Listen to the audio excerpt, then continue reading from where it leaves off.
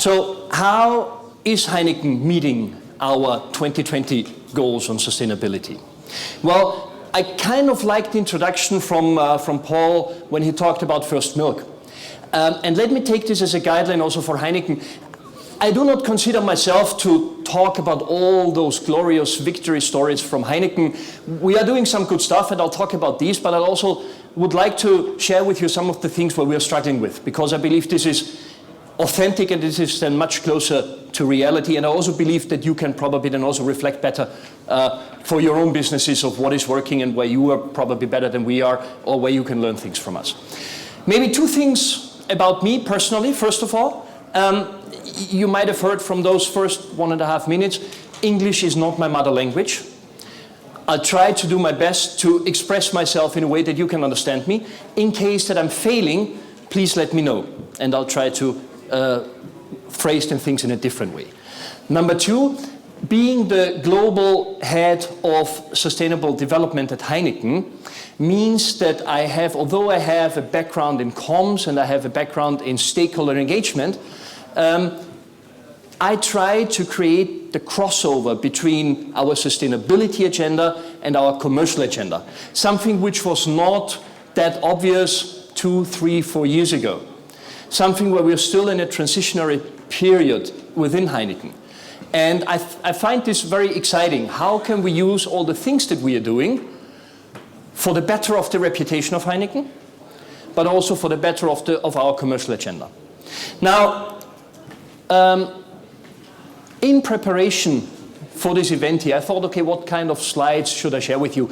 And I wanted to spare you with kind of a world map where you would see that we're operating in 5 regions, that we have 85,000 employees worldwide, that we have 130 breweries, that we are selling 200 million hectoliters of beer, that we're actually the number 3 business in beer worldwide. I think when it comes to sustainability and the message that I would like to convey, this slide here is much more important, it is much closer to my heart. The company Heineken is of course well known for one brand, the Heineken brand. However, what is important to realize is that Heineken, the Heineken company worldwide, is comprising of more than 250 individual brands.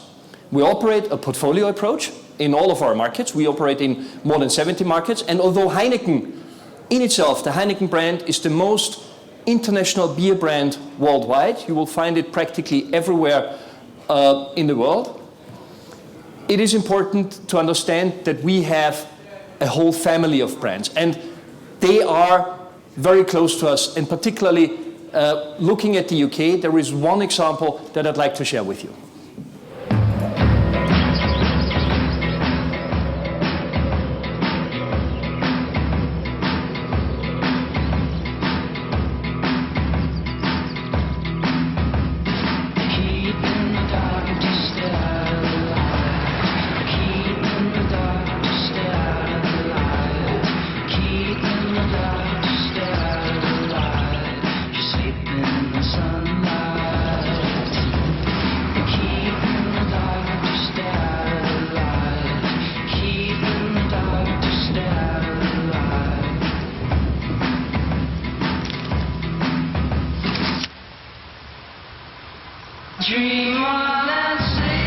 Growing and pressing 1 billion British cider apples. It's bittersweet by nature.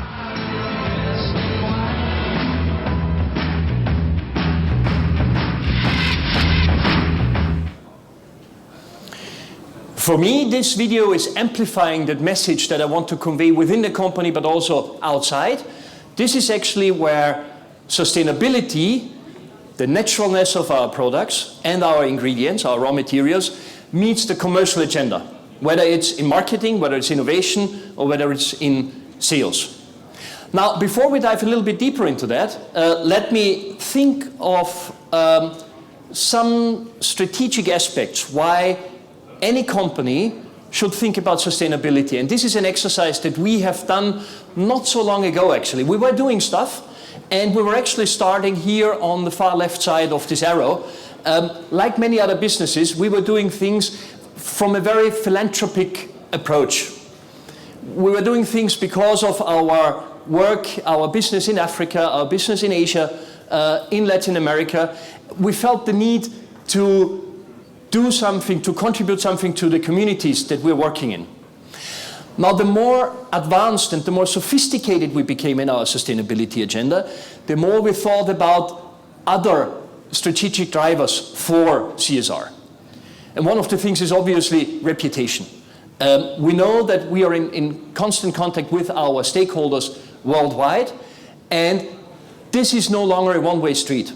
Stakeholder dialogue really means that you're listening to what your stakeholders are expecting from you, and that you're also delivering on what is expected from you.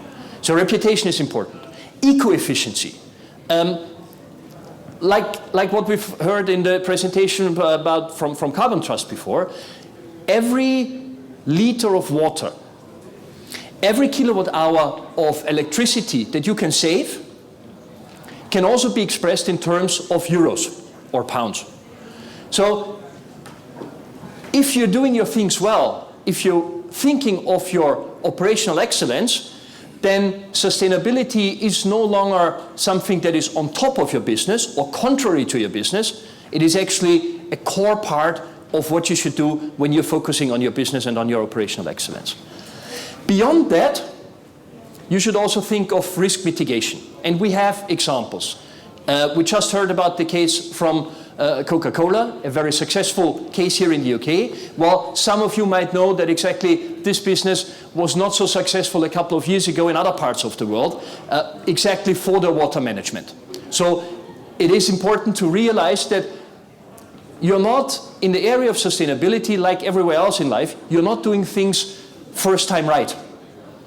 You're building your experience and you're learning from that, and you're making sure that you're not repeating your mistakes or the mistakes from others. Therefore, when we look at areas like water or sourcing, it is very important to think in long-term perspectives and in terms of risk mitigation, to avoid that in a couple of years from now, we would no longer have the barley sources that we need in order to brew our products.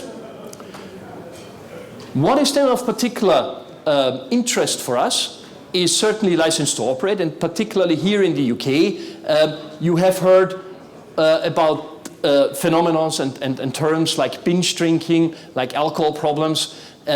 This is something that where we need to react as a business, and we have quite a good track record, and we need to further improve that for the years ahead. So our license to operate is something that is closely linked to CSR, and eventually also looking for commercial opportunities, looking at how we can utilize green elements in order to sell our products better.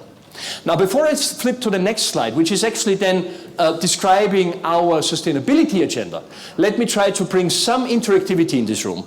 When you were in the situation of a brewery, what would be the sustainability elements that you would be thinking of? What would you, or if you were a stakeholder, and you had now your unique chance to tell Mr. Michael from Heineken what we should think of, what would it be? Shout it out. Energy. What else? Water. Crops, raw materials. Raw materials. Have you read our sustainability report? No, it's just obvious. Okay, thank you. Business and what we do. What else? Carbon footprint related to energy. Yes. One more. Recycling. Say it again. Recycling. Thank you. This is our weak spot, but thanks for reminding me of that. Yes. One more. Land use change. Yes. Land use, very important, and is in the area of raw material, something that we are digging into more and more. I just talked about it now. Responsible consumption. That is something that is, depending on markets. Listen, I mean, when I came from Austria and I came to the Netherlands, I had to get accustomed to the idea that Dutch people drink for their lunch milk. We in Austria, we drink beer for our lunch. So there are, of course, differences, cultural differences, and I'm not quite sure what you drink in the UK. Hopefully it is non-alcoholic beer. That would be the best solution probably. But there are certain cultural standards that you need to accept and that you need to respect when you're in that area. Those are the 4 areas that are most important for us. And only recently we've also added 2 other areas, one being health and safety, which is imminent. I mean, we were looking at that already for quite some time, but we thought it is now relevant that we also give it the appropriate transparency, and eventually also our community work that we are doing successfully in Africa, in the Asia-Pacific region, in countries like Greece and Spain, but also recently, I don't know how many of you have read or heard about Help Britain Blossom, an initiative that we have launched 2 days ago here in the UK, which is spot on in the center of inclusive growth that says if our communities are prospering and are doing well, we eventually as a business are doing well also. One thing that I do not want to forget is if you take a look at the heading here, part of the Heineken strategic priorities. My recommendation to you, and looking at the title, how are we meeting our 2020 sustainability goals? You can only meet them if you make it a top priority. And top priority means that we have, as Heineken, we have 6 strategic priorities. 6 strategic priorities, one of which is embed sustainability in our business. Number 1 and number 2 is to make sure that sustainability is also part of your governance cycle. If you embed those 2 things, then maybe you should think of a 3rd element, which is incentivize your senior managers or assess them at least as to which extent they're also taking aboard green elements into their daily way of working and managing. And then I would say from the experience within Heineken, then you've already got a very powerful set of tools to shape the culture and to move the whole organization forward. Now looking at this into some of the areas a little bit more in detail.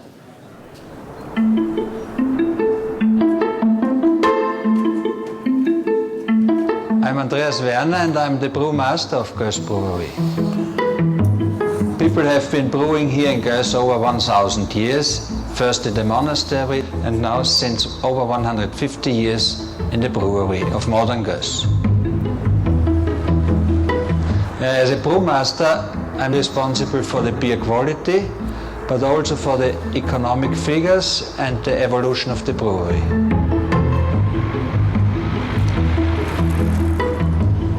In the beginning, we had the target to improve energy efficiency, and we found out there are several opportunities to become greener. The second big industry in Gös is the sawmill, and this is our partner in delivering thermal energy. They are burning their barks and sawdust, and they are producing green electricity and heat.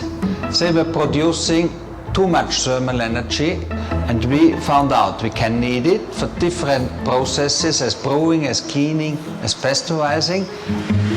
We are using the heat and they are producing the heat. The vision was not born overnight, that we can be free of fossil fuels in the brewing process. My name is Christoph Brunner. I'm working in the field of energy efficiency and renewable energy for industry. From the beginning, we had the feeling that we have a common understanding what we want to reach. Andreas has this great vision to have a fossil fuel-free production line.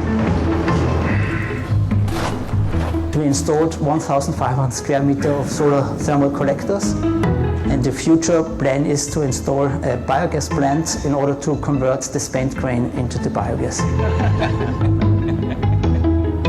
My name is Hermann Stockinger. I'm from BDI Bioenergy International.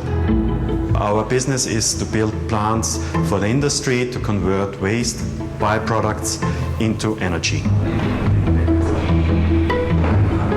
The process here will exclusively process byproducts from the brewery, which is mainly the spent grain. And the outcome of the process will be biogas, which is used for steam production and also for electricity production. The second product is the digestate, which will be used as fertilizer here in the area of Leoben. Sustainability is an attitude. Every single individual is responsible to change something. This has to do with responsibility towards the world. To keep history alive, I have to adopt new means and to invent new technologies. We are dreaming of a green future, and I'm very optimistic that it is feasible to be free of fossil fuels in the brewing process.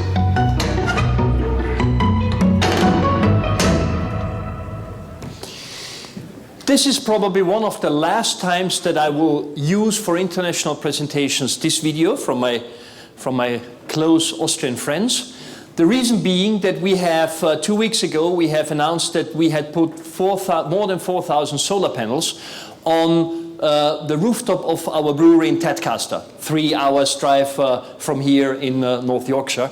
So we are actually focusing on renewable energy as part of our commitments for 2020, where we will eventually reduce our footprint, our energy footprint, by 40% as compared to 2008. And we'll do this on the one hand via operational excellence and on the other hand via renewable energy. Operational excellence, and this is what I said at the very beginning of my presentation. When I came into the position, one of the first questions that I had was, okay, so how much money did we save as a result of our exercises in the water area and in the energy area? At that time, nobody could give me a figure, which I found weird, actually. So what I did, I worked together with our finance department, and after a couple of days and some calculations, they came up with a figure of close to 60 million euros. Now, for a multi-billion business company like Heineken, you might think that 60 million is not so impressive, but if you think of it in terms of nitty-gritty things, just making your people more aware of what they can improve in the area of operational excellence, then you can see that even with small steps, if they all add up, you can achieve something. Apart from operational excellence, as I've said, we're focusing on renewable energy. And we have more and more examples. So many examples that last year in 2013, we were able to double the percentage of renewable energy for Heineken worldwide from 9% to 18%. Now, you could still argue that 18% is not impressive, and I would agree with you, and we're continuing working, particularly when you look at the focus, the geographic focus that is still for us in Europe, as opposed to other parts of the world, and just in efficiency terms, once we will overcome the instability of the energy infrastructure in regions like Africa, and once we will be able to work together with partners who have their own knowledge and their experience to work in such markets, then this will take an additional lift. I have no doubt about that. Looking at the UK situation, we are here in the UK above the average. We have 25% of our electricity generated from renewable sources, and most of it coming from wind parks in Scotland. So far to energy. Let's talk a little bit about water. Not too much, because you've already heard some presentations and you know what the issues are, particularly here in the UK. From a global perspective, we have said that apart from looking at the operational excellence and improving the amount of water, the amount of hectoliters that we use for brewing our hectoliters of beer, we also need to look at it in terms of a community approach. And we have identified 23 breweries in the world that are Heineken breweries and that are operating in areas that are water scarce. And this is, of course, a particular concern, because eventually what we want to avoid is that in 5 years from now, in 10 years from now, in 20 years from now, we need to close our production because the local communities tell us that they need the water and there is not enough water for both the community and for us brewing beer. Therefore, we have started now in 2 breweries, one in Harar in Ethiopia, the other one in Monterrey in Mexico, to work together with the local communities, with local governments, but also with other industry partners to take some effective measures that have an impact on the watershed.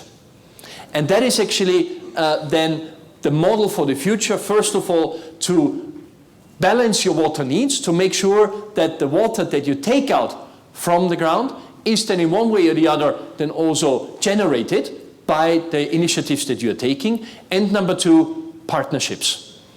And again, First Milk talked about partnerships and their experience with that.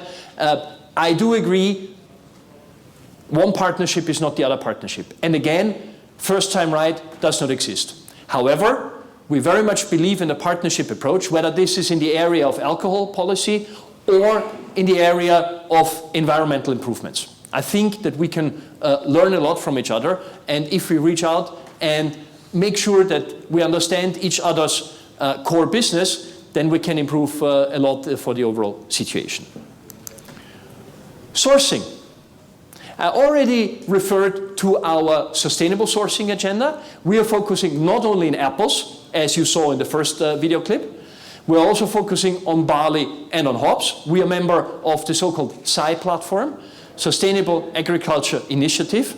And what we are doing is that we are making sure that the farmers that we're working together with are producing more and more their crops in a sustainable manner. We're also focusing on the supplier code. Obviously, we have more than 42,000 suppliers worldwide. And what we want to avoid is that some of those suppliers engage into practices that would then directly relate also to us and to our business. And therefore, we put a huge emphasis to improve the percentage of those suppliers that have signed the supplier code. And eventually, we're working on our local sourcing agenda in Africa. Our target for 2020 is that we will have 60% of our raw materials sourced locally. And again, you might look at it in two different ways. You might look at it in terms of a community approach. Yes, this is great, and we have the feedback from the farmers that we're working with in countries like Ethiopia or Egypt or South Africa. But you can also look at it in terms of your own business interest, because it makes commercially a lot of sense that you use the crop that is grown locally instead of having it shipped somewhere from Europe or from Australia or from Asia. It makes sense in terms of the carbon footprint, but it also makes sense in terms of the transport costs that are obviously much lower. And eventually, and here I then again refer to the inclusive growth aspect, the better the local community is doing, because you have an infrastructure in the agriculture area that is working, the better your own business is doing as well, because those people have then the economic means to buy the products that you are producing. Now, having talked about that, one last area, and I know it is not the center focus of this conference, nor is it the center focus probably of what you are doing in your daily life. However, sustainability has a lot to do with materiality. And what I said at the beginning is, you need to talk to your stakeholders, and you need to understand what they are expecting from you.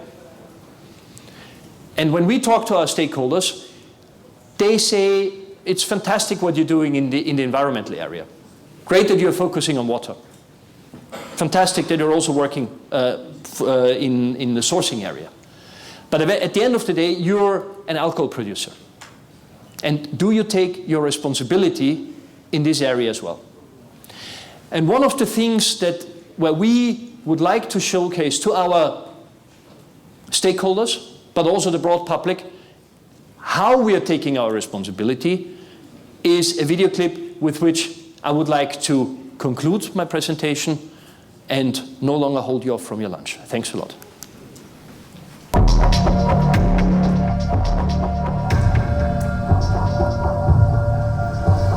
DJs have the power to influence people's behavior, and they can make you have fun about it. If you as a DJ are boring, people need our stuff to be excited.